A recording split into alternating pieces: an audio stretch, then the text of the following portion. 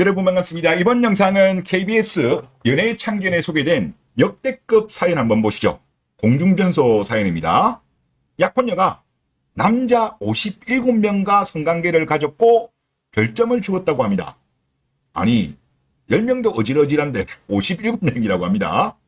자, 사연을 보면 남성은 재테크 스터디에서 만나 2년 연애 후 결혼식을 100일을 앞두고 청첩장을 전달하기 위해 약혼녀의 본가를 방문했다.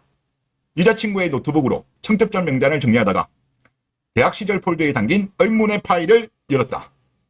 파일에는 57명의 남자와의 잠자리를 상세하게 정리한 내용이 담겨 있었다. 걱정할 일은 절대로 한 적이 없던 여자친구의 방탕한 사생활에 남성은 큰 충격을 받았다. 그동안의 스탑 거였다는 거죠. 그리고 사연자 만나는 중에도 즐겼을 거예요. 거의 뭐 잭스 중독 수준이니까. 여자친구는 잘 말아서 좋았는데 한 번으로 끝나서 아쉽다. 로맨틱한 분위기에 휩쓸려 하룻밤. 어려서 서툴지만 귀엽고 순수한 면이 좋았음 등 잠자리한 남성을 평가했다. 남성은 파격적인 성적 취향에 제 기준에서는 이해할 수 없는 불건전한 만남까지 무엇보다 이런 경험을 상세하게 기록해 놓았다는 점이 너무 충격적이다. 정신이 혼미해지더라. 과거의 여자친구는 제가 아는 그녀가 아니었다라고 털어놨답니다. 원래 그런 여자예요. 그런 여잔데 이제 ATM기가 필요하니까 조신한 척 했던 거죠. 이어 처음 만났을 때부터 마냥 순수하고 얌전하던 여자친구였는데 수많은 남자와의 잠자리도 모자라 상대 남성을 평가하는 길을 기록하다니 알 수 없는 배신감에 너무 혼란스럽고 괴롭다. 제가 납득할 수 없는 여자친구의 과거를 알게 된 후 연애가 엉망진창이 돼버렸는데 알고도 연애를 이어갔다는 거예요? 바로 그냥 기싸대기 날리고 그냥 헤어져야지. 여자친구에게 이 사실을 솔직하게 털어놔야 할까? 과거는 과거일 뿐이니 조용히 덮고 넘어가는 게 맞을까라고 고민을 전했다. 이걸 고민합니까? 그러면서 사연을 보낸 거예요? 아니 조상신이 도와줘도 정신을 못 차리네. 제가 딱 이 경우는 그거예요. 공부만 열심히 하고 대기업에 취업했어요. 그러다 보니까 연애 경험이 없는 범생이 느낌이 많이 납니다. 이런 사람들이 아직까지 있으니까 퐁퐁이들이 안 없어지는 겁니다. 지금 이거 이틀 전에 방송된 거예요.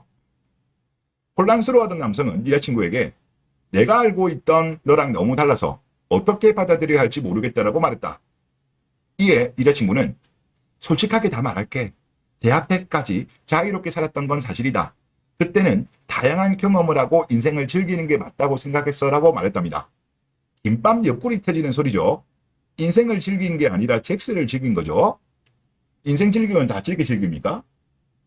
이어 그런 것들을 도대체 왜 적어둔 거냐고 하는 물음에는 그 당시에 글 쓰는 데 관심이 많았고 수업을 들었는데 선생님이 일상을 정리하거나 기록하는 게 도움이 된다고 하셔서 일상을 쓰다 보니 그런 것까지 쓰게 된 거.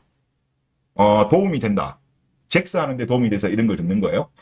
선생님이 말한 그 일상을 정리하는 게 그런 의미는 아니었을 건데 근데 이 기자는 아마 잭스에 도움이 될까 싶어서 이런 걸 정리했나 보네요. 오빠도 알잖아. 난 모든 걸 정리하고 기록하는 걸 좋아하잖아. 나 지금은 안 그래. 잘 알잖아. 완전히 변했어 라고 호소했다라고 합니다. 아니 사람은 고쳐 쓰는 거 아니에요. 물론 고쳐지는 사람이 있습니다만은 확률적으로 매우 낮습니다. 그리고 이걸 만약에 덮고 결혼한다면 이 사연자 남자 같은 경우는요. 절대 이혼하지 마세요. 조상신이 도와주는에도 불구하고 꾸역꾸역 결혼한다? 무간지옥에 갇혀가지고 평생 악으로 깡으로 버티셔야 됩니다. 그리고 지금 이 여자 같은 경우는 남자에 미친 남미세입니다. 잭스 중독자예요. 그리고 단발성 잭스도 많았지만 연애 경험도 많았을 거예요. 연애 경험이 많다는 건 뭐예요? 알파 호스트들이 많이 중첩이 되어 있는 거죠. 그러면 당연히 남편에 대한 기준치가 엄청나게 높을 거예요. 그리고 이런 여자들은 남편에게 헌신하지 않습니다. 이거는 미국에서 연구된 거예요. 그냥 제 내피셜 아닙니다. 그리고 남들과 계속 비교하고 그리고 결혼 생활에 대해서 불행하게 느낄 거고 또 남편이 나를 외롭게 했다면서 헬트라든가 수영 강사랑 또 바람이 나겠죠. 그리고 또 남편을 또 엄청나게 갈굴 거고 그리고 결론은 뭐다? 이혼과 도축이죠. 거의 그렇습니다. 거의. 그리고 연애 경험이 많잖아요. 성매매업소에서 일했던 여자들의 경우에는 항정자 항체를 가지고 있을 가능성이 높다고 합니다. 항정자 항체가 있는 여자들의 경우에는 임신이 잘 안 돼요. 그리고 여기에서는 낙태 이야기가 없습니다만은 낙태했을 가능성도 상당히 높지 않나 그런 생각이 듭니다. 그리고 이 사연에도 우리가 알 수 있는 게 뭐예요? 2년 동안 연애했는데 조신한 척 했다잖아요. 얌전한 척. 즉 대한민국 K녀들은 결혼할 때쯤 되면 본 모습을 숨깁니다. 액면 그대로 믿으면 안 돼요. 왜? 본인들은 나이가 들어서 결혼이 급해지니까 본색을 숨기는 거예요. 그러다 보니까 퐁퐁이형들이 많이 하는 이야기가 뭡니까? 결혼 전에는 와이프가 되게 조신했다. 그런데 결혼한 이후에 돌변했다. 아이 낳고 난 이후에 돌변했다. 이런 이야기를 많이 하잖아요. 그거는 변한 게 아니에요. 원래 그런 사람이에요. 원래 그런 사람인데 숨긴 거야. 여자들도 오해하는 게 있죠. 오빠 변했다고. 오빠들은 변한 게 아니라니까. 오빠들이 변한 거가 아니고 오빠들이 여자를 꼬시기 위해서 꼬시기 전까지는 엄청나게 잘해주고 이제 꼬시고 났으니까 잡아나온 물고기니까 원래대로 돌아온 거예요. 그거랑 같은 맥락이라니까. 퐁퐁이 형들도 이걸 알아야 돼. 와이프가 바뀐 게 아니야. 와이프는 원래 그런 여자인 거야. 그리고 사람은 잘 안 바뀌어요. 고쳐 쓰는 거 아니라니까. 하여튼 그런 말씀을 드리고 싶고.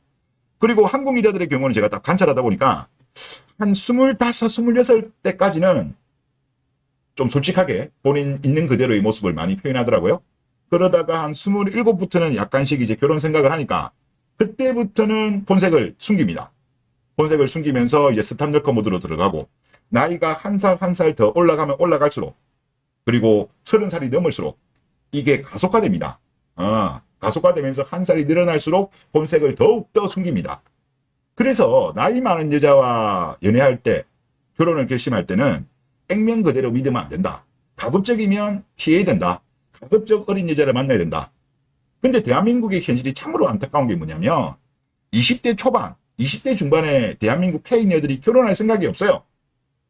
그동안에는 즐기고 연애하고 자유연애 즐기다 보니까 요즘은 30 넘어서 소개받고 그래서 이제 결혼하잖아요.